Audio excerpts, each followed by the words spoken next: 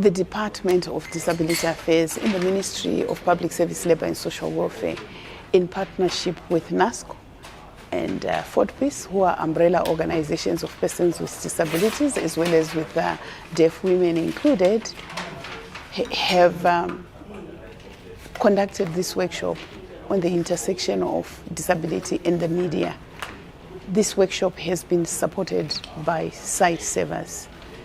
The workshop is very important because it created a platform for us to share knowledge and skills with media personnel with regards to issues of disability. And our vision as an organization is we focus or fight for a world where no one is blind from avoidable causes, and where people with disabilities can participate equally in society. So we work on protecting sight, we work on fighting disease, we work on disability inclusion, we work on economic empowerment as a means that people with disabilities can participate equally in a society. Could share knowledge and dialogue about appropriate disability reporting. Why is this workshop important? I just picked a few things when participants were talking about their expectations, and I was very happy when I heard that one expectation is to learn about appropriate disability terminology. Because when we read some of the articles that are written on disability issues, we almost cry, because we use there's inappropriate disability terminology that is used. Why is it important to talk about the intersection of disability and media? Because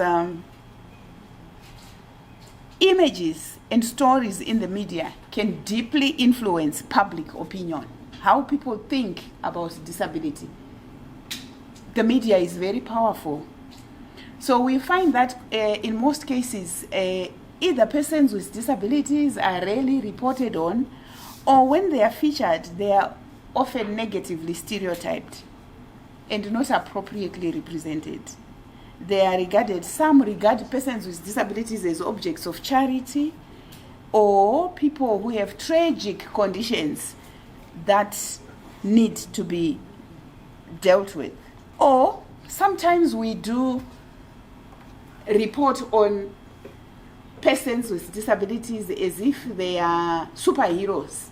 You know, like a marriage, I've seen articles where if a woman with disabilities gets married and there's a wedding, the way it's reported is like this woman is a superhero, because we forget that we all sit on the bottom line that we are human beings, and no human being is asexual. So why is it so important? You find that we illuminate this marriage, but then there are other marriages going on. But because this woman or man has a disability, then in media reporting it becomes a big deal.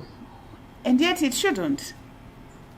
It's like, okay, we portray women with disabilities, for example, as women who should not occupy space in the area of sexual and reproductive health, or in the reproductive terrain, or in the marriage terrain. So when that happens, oh, you see, this woman is deaf, but she has a child, or she got married, and then the photos of the wedding are posted all over, in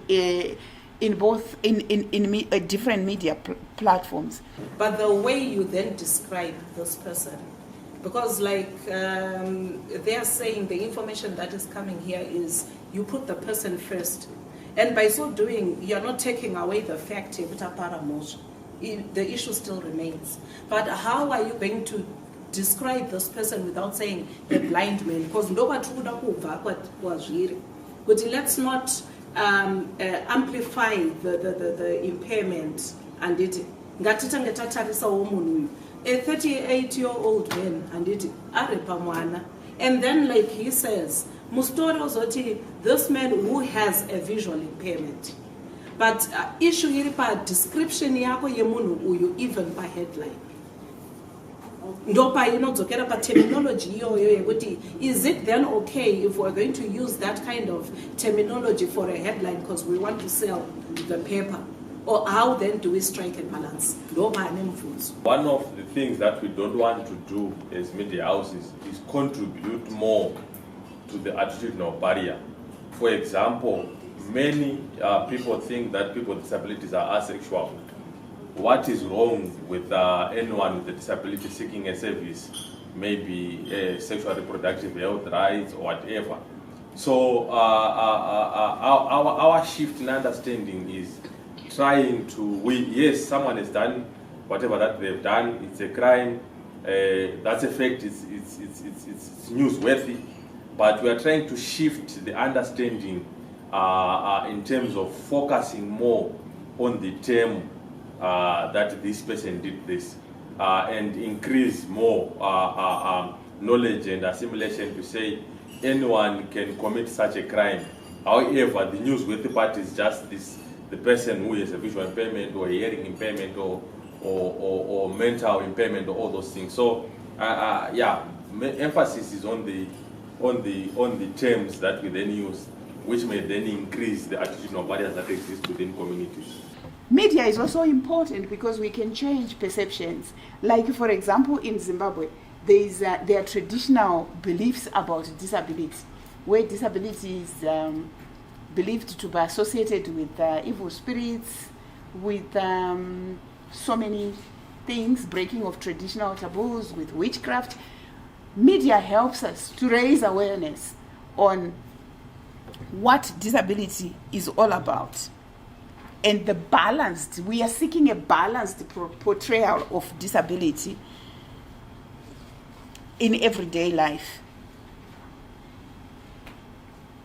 The Convention on the Rights of Persons with Disabilities directs us to raise awareness on issues of disability, and it comes down to the National Disability Policy, which was also informed by the provisions of the UNCRPD. And on 9 June 2021, like what Mr. Marange said, His Excellency the President of the Republic of Zimbabwe launched the National Disability Policy. Very significant. And in that policy, there are provisions that are related to information sharing and including the intersection of media and disability.